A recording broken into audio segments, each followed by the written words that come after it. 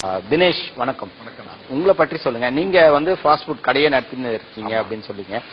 இப்போ வந்து நீங்க என்ன பண்ணிட்டு இருக்கீங்க? உங்களுக்கு எப்படி இந்த ஃபாஸ்ட் ஃபுட்னால பாதிப்பு ஏற்பட்டுச்சு? அதாவது ஃபாஸ்ட் ஃபுட்டால நான் பாதிக்கப்பட்டேன்னு சொல்றது ஒரு விஷயத்த சொல்லலாம். நான் உடல் வந்து ரொம்ப ஒல்லியா இருந்தேன்.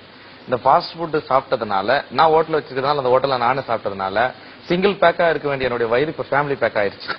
இதுதான் மிகப்பெரிய முதல் பாதிப்பு. ரெண்டாவது, மனசாட்சி விரோதம் இல்லாம சொல்லணும்னா, ஃபாஸ்ட் ஃபுட்டால நான் பாதிக்கப்பட்டேன்றதை விட பல பேரை பாதிப்புக்கு உள்ளாக்கனே நான் சொல்ல முடியும்.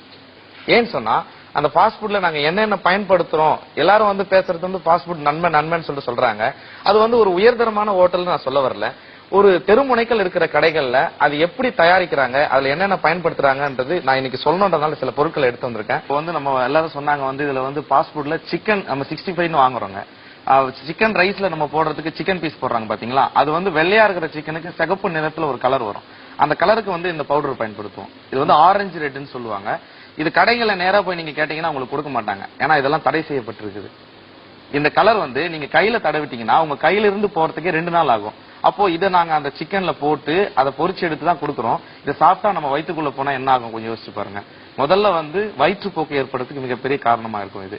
அடுத்து பாத்தீங்கன்னா எல்லாரும் வந்து சோயா சாஸ் ஐயா சொன்னாரு இது நல்லதுன்னு சொல்றாங்க. இந்த சோயா சாஸை தெருமுனைகள்ல யூஸ் பண்ற ஃபாஸ்ட் ஃபுட் கடையில அப்படியே யூஸ் பண்ண மாட்டாங்க. ஏன்னா இதோட விலை வந்து கூடன்றதுனால இதுக்குள்ள வந்து தண்ணியோ இல்ல அந்த ஒரு வாரம் வச்சிருந்த ஆயிலோ இதை மிக்ஸ் பண்ணிப்போம். அந்த ஃபாஸ்ட் ஃபுட்ல நாங்க அந்த கடாயில போட்டு எடுக்கும்போது சாதம் அதுல ஒட்டிக்க கூடாது அப்படின்றதுனால ஆயில் அதிகமா பயன்படுத்துவோம். எந்த தெருமுனை கடையில பயன்படுத்துற ஃபாஸ்ட் ஃபுட்லயும் ரீஃபைண்ட் சன்ஃபிளவர் ஆயில் எல்லாம் யூஸ் பண்ண மாட்டாங்க. எல்லாரும் பாம் ஆயில் தான் யூஸ் பண்ணுவாங்க. அந்த பாம் ஆயில் யூஸ் பண்ற அந்த பொரிச்சு எடுக்கிற கடாய் இருக்கு பாத்தீங்களா, ஒரு வாரம் ஆனா கூட அதை கழுவ மாட்டோம். ஏன்னு சொன்னா கழுவிட்டு அந்த ஆயில் போயிடுச்சுன்னா மறுபடியும் கேஸ் அதிகமா செலவாகும் அப்படின்றதுனால எல்லா கடைகளும் இப்படிதான் இருக்கும். இது வந்து ஒரு ஹோட்டல் வச்சிருந்ததுனால நான் இதை சொல்லாம இருக்க விரும்பல. ஏன்னா இருக்கிற உண்மையை நான் சொல்லிடுறேன். இதை உண்மையை வந்து ஃபாஸ்ட் ஃபுட் வந்து நல்லதுன்னு பேசுறாங்க பாத்தீங்களா, இவங்களுக்கு இந்த உண்மை தெரிஞ்சிச்சுன்னா இனிமே நிச்சயம் அவங்க சாப்பிட மாட்டாங்க. நான் அதை நம்புறேன். இதுக்கு அடுத்தது பாத்தீங்கன்னா இதுல ஒயிட் பெப்பர் பயன்படுத்துறோம். இந்த ஒயிட் பெப்பர்ல வந்து வர்றது எல்லாமே டூப்ளிகேட் தான். இதுக்குள்ள வந்து பாத்தீங்கன்னா அரிசி மாவு மிக்ஸ் பண்றாங்க. கோல மாவு இருக்கு இல்லீங்களா, அது ஏன்னா இது ஒயிட் வரதுக்காக அதை மிக்ஸ் பண்ணி தான் கடையிலே விற்கிறாங்க. இது எல்லாருக்கும் தெரிஞ்சிருக்குது. அதுக்கு அடுத்தது அஜினோமோட்டோ வந்து உடம்புக்கு நல்லதுன்னு சொல்றாங்க. சைனா சால்ட்னு சொல்றாங்க. இந்த அஜினோமோட்டோவை கொஞ்சம் எடுத்து நம்ம நாக்குல இங்க வச்சு பாருங்க. வச்சுட்டு கொஞ்ச நேரம் கழிச்சுங்க நாக்கு அந்த இடத்துல மரத்துக்கு மாதிரி ஆயிரும். அதுக்கடுத்து பாத்தீங்கன்னா டிவில நான் ஒரு நிகழ்ச்சியில பாத்திருக்கேன். அஜினோமோட்டோ வந்து ஒன்னும் சுவையான பொருள் அல்ல, நாக்குல இருக்கிற சுவையை தூண்டுகிற ஒரு சுரபியை வந்து அது அதிகப்படுத்துது. அதுதான் அஜினோமோட்டோடைய வேலையை தவிர அது வந்து ஒரு உணவுல சுவையான பொருள் இல்லைன்ற ஒரு செய்தி பதிவா இருக்குது தொலைக்காட்சியில. அதுக்கடுத்து பாத்தீங்கன்னா சில்லி பவுடர் யூஸ் பண்ணுவோம், பிளாக் பெப்பர். இதுல போடுற மசாலாவே இதுதான், salt, black pepper, white pepper, chilli powder, Ajinomoto, salt. இதை போட்டு இந்த சோயா சாஸ் ஊத்தி அதை கிண்டி எடுத்தா ஃப்ரைட் ரைஸ் ரெடி. 5 நிமிஷத்துல 8 ரைஸ் நாங்க அடிப்போம் சார்.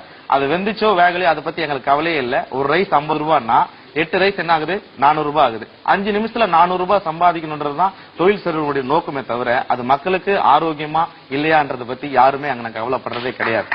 இதுதான் உண்மை. அதுக்கடுத்து இந்த சாஸ் இருக்கு பாத்தீங்களா, இந்த சில்லி சாஸ் எல்லாம் இதை எடுத்து நீங்க கழட்டி நம்ம மூக்கு கிட்ட வச்சு பார்த்தோம்னா கண்டிப்பா எப்ப ஏற்பட்டவங்களும் முகம் சுளிப்பாங்க. ஏன்னா அந்த அளவுக்கு ஒரு மாதிரியான ஸ்மெல் வரும் அதுக்குள்ள இருந்து. இந்த டொமேட்டோ சாஸ் ஸ்வீட்டா இருக்குன்னு சொல்றாங்க. இதெல்லாம் பல நாட்களா நமக்கு தேக்கவத்துல இருந்து ஸ்டாக் ஆன பொருள் தான் கிடைக்குது. அதுக்கடுத்து ஃபாஸ்ட் ஃபுட் கடையில சிக்கன் யூஸ் பண்றாங்க. அந்த சிக்கன் வந்து அன்னைக்கு வாங்கின சிக்கன் அன்னைக்கு உபயோகப்படுத்துறாங்களா அப்படின்றது உண்மையே கிடையாது. ஏன்னா வினிகர் போட்டு 3 நாள் சிக்கனா இருந்தாலும் வாஷ் பண்ணோம்னா அந்த ஸ்மெல் போயிடும். கஸ்டமரை ஈஸியா எங்களால ஏமாத்த முடியும்.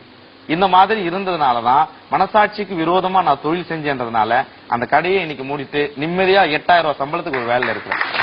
சூப்பர்.